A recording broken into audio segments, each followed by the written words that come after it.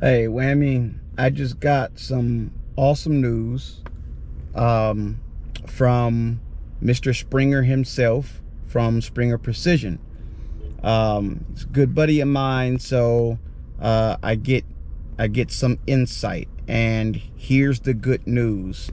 Prior to what I'm about to tell you, there was only one company that provided an actual drop-in trigger kit for the Springfield XDM Elite series. Very, very, very soon, I don't have an exact date, but it's coming up really quick here. Springer Precision will have a full XDM Elite trigger kit, drop-in trigger kit. So Powder Precision won't be the only one. Now we're going to have Springer Precision with a full drop-in trigger kit for the XDM Elite. Now, that'll fit both the 3.8 and the 4.5. Now, what's super awesome about this, you guys, you got to understand Springer Precision, you got to understand their mentality. Now, I don't know the guys at Powder Precision, and they make a decent product. My trigger is sweet, although it's a combination of Springer Precision and Powder River.